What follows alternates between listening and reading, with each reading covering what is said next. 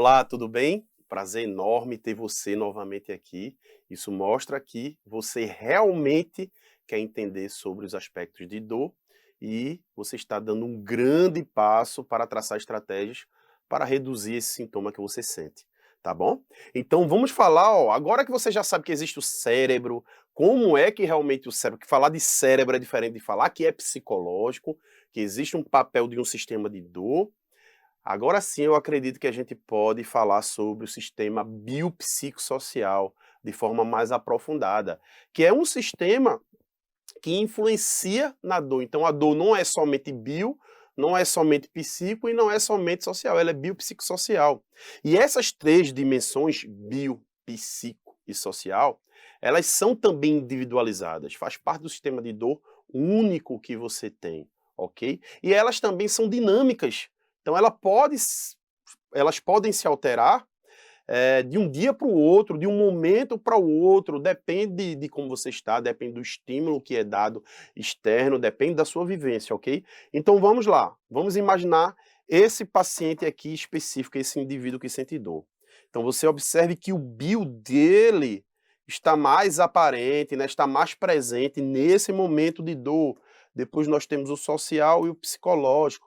Então esse, por exemplo, é um paciente que pode ter uma dor no joelho, por causa de uma artrose, que essa osteoartrose, ela pode trazer aspectos biológicos, como edema, como a inflamação, rigidez, né, inibição, esse edema, essa inflamação, ela pode gerar inibição de alguns músculos, fraqueza de alguns músculos a longo prazo, e nós temos um aspecto biológico presente que precisa sim ser tratado. Então a dor, novamente, ela não é. A gente falou muito de crenças, de psicológico, de social, de comportamento, mas a dor também é bio, ok? Então faz parte da lesão, você levar um corte, levar uma pancada, realmente existe a dor do bio, que é a chamada dor nociceptiva, mas não vem ao caso, aí a gente já se aprofundaria muito, tá bom? Então esse paciente realmente ele tem o aspecto social psicológico, sei lá, o social ele passa muito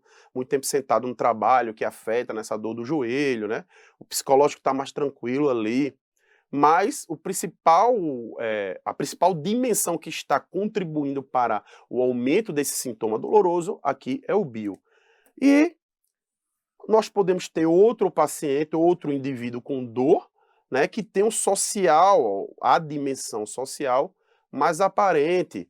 Talvez é um paciente com dor lombar, né, um indivíduo com dor lombar, que está insatisfeito no trabalho, que trabalha o dia todo sentado, ou sei lá, vamos pensar num bancário, um bancário que trabalha o dia todo sentado, que está com a inter-relação pessoal meio conturbada no trabalho ali, com um amigo que passa o dia todo do lado dele. Em casa também o social dele está um pouco abalado, ele não está bem com a família, ele não está bem com o pai, com a mãe, com o amigo, com o vizinho. Isso tudo influencia naquela facilitação descendente e deixa o sistema nervoso mais sensível. Essa é a parte social, se ele é sedentário, se não é, se tem o hábito de fumar.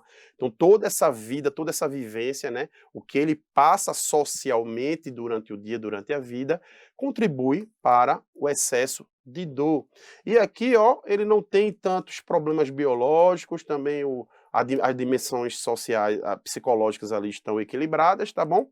E nós temos um outro indivíduo que, ó, o psicológico já está aflorado. Agora imagina esse mesmo bancário aqui, que resolveu seus problemas sociais, não é? Resolveu o problema, ele tem a dor lombar, mas ele não está mais com problema em casa, o casamento está bacana, resolveu os problemas que ele tinha com os pais, o vizinho também fez as pazes, não é verdade? Fez as pazes com um amigo do lado, mas acontece algo que abala o psicológico dele, por exemplo, sei lá, no caixa, se ele está ali no caixa, no banco, ele é caixa de banco, e tem um desfalque ali no final do dia, de fechar o caixa, de R$ 200.000. Ele não sabe para quem passou, se passou a mais para um cliente, ou de onde é que está faltando tanto dinheiro. Então, com certeza isso vai abalar o psicológico dele, e ele pode ter um aumento, não é verdade, dessa dor, é a dimensão psicológica atuando.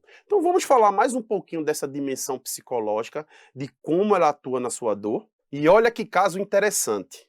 Um médico recebeu uma vítima de trauma, isso na emergência, né, na urgência, e aí um trabalhador de construção civil procurou a unidade onde esse médico aqui estava de plantão, e era um homem de 29 anos e apresentava um prego, né, um prego enfiado no pé de 15 centímetros.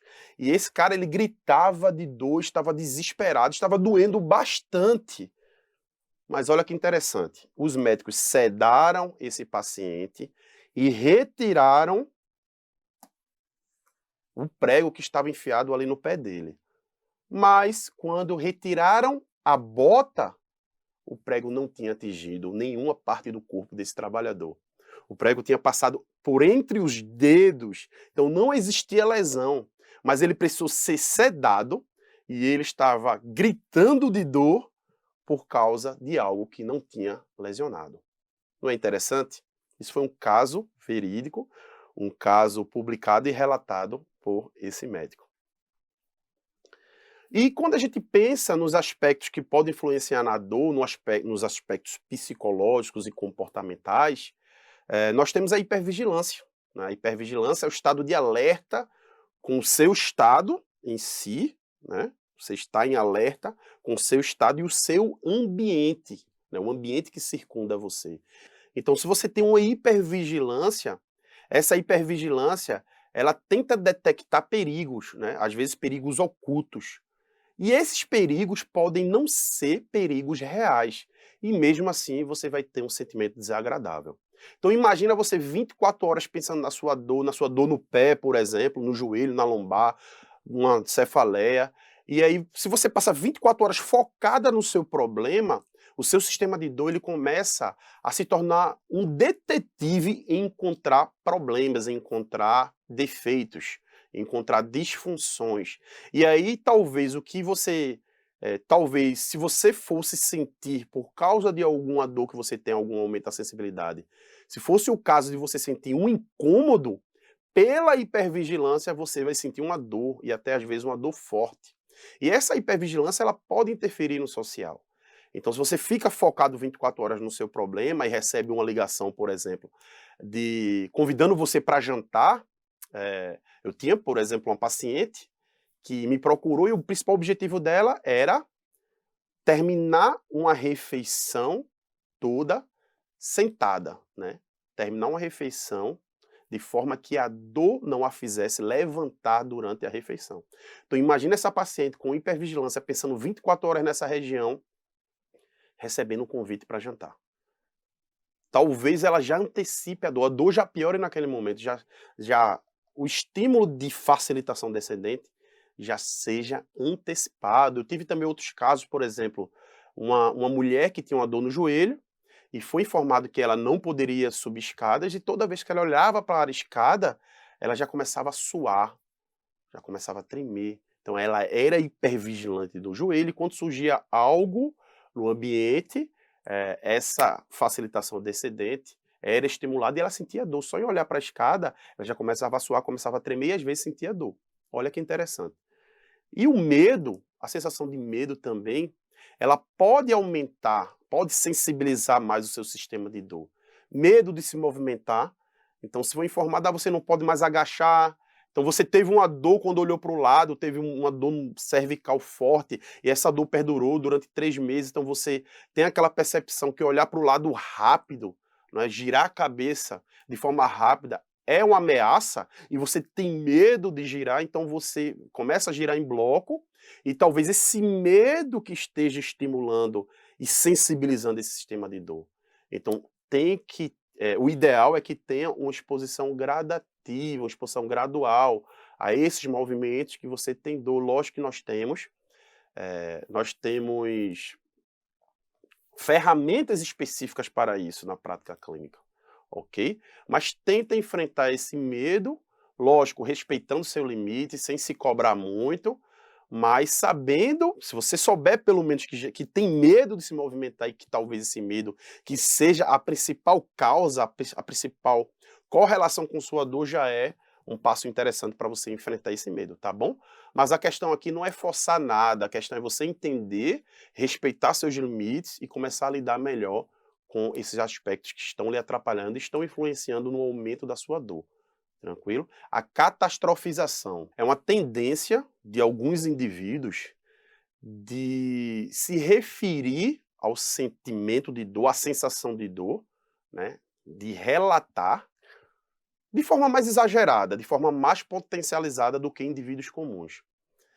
É a sensação de se sentir impotente mais forte do que os indivíduos comuns. Então é aquele indivíduo que lamenta muito, que ele mesmo se limita, né, põe uma barreira por causa da dor. Eu sei que é difícil, né, isso é individualizado, mas esses pacientes eles precisam refletir um pouco se realmente a dor que ele sente limita tanto, né, as tarefas que ele poderia executar. Então essa é uma barreira que precisa, lógico, precisa de tratamento, você precisa respeitar os seus limites, precisa de uma equipe multidisciplinar para estar atuando, mas se você percebe que existe um pouquinho de catastrofização, também já é um momento, né? A aceitação é o primeiro passo para tomarmos as decisões necessárias, tá bom? E a crença de fragilidade é bem comum até por causa dessas informações que você recebe do vizinho, que você recebe dos sites de busca, que você recebe até, às vezes, de um profissional de saúde. Ah, sua coluna é frágil, sua coluna é de uma pessoa de 60 anos. Ah, você não pode fazer isso, você não pode correr, você não pode... E, às vezes, essas informações não são baseadas na ciência atual, na ciência confiável. E cria um sentimento de fragilidade, você começa a se limitar, aí começa a associar com medo, com a hipervigilância, e vem tudo num combo só. Né? Eu estou aqui delimitando algumas sensações que vocês podem ter, os aspectos psicossociais, mas pense que isso tudo é um combo e está envolvido ali e são indissolúveis, né? Um leva ao outro e a gente precisa entender o que é que está acontecendo para tomarmos as decisões necessárias ali para o enfrentamento da dor persistente, tá bom? Então, ó, o nosso corpo, ele é forte, ele foi feito para o movimento, ok? Então, se você não movimenta, realmente o corpo vai sentir e esse sistema de dor, ele vai ficar com um alarme muito mais sensível do que se você tivesse ali se movimentando no seu dia a dia. Esse vídeo também ele está disponível, foi num programa, não sei em qual país foi, mas bem interessante, se eu não me engano, essa senhora ela tem mais de 100 anos e, lógico, é uma ex-atleta e se movimenta muito bem, muito melhor do que talvez todos nós, não é? Então o corpo não é uma máquina, tá bom? Não é uma máquina que você, tem uma peça ruim e não vai funcionar da forma correta, eu tenho que trocar, eu tenho que fazer uma cirurgia, eu tenho que mudar, não é? Não é bem assim que funciona, ok? Ok? Então, assim, tem um aspecto psicossocial, tem um sistema de dor. Não existe só o biológico atuando na dor, tá bom? Mas, Dutra, eu fiz exame de imagem e fui encontrado muita coisa. Tem degeneração no meu joelho, lesão no meu menisco, artrose, protusão discal na minha coluna, hérnia de disco. Não me venha com essa conversa. Eu vi no meu exame de imagem e meu corpo é frágil. Basta olhar, olha para a minha imagem, para a imagem dos meus exames e você vai ver, Dutra. Mas será que achados de exame de imagem estão diretamente relacionados à dor que você sente? Eu vou esclarecer mais um pouco sobre isso na próxima aula. Aguardo você.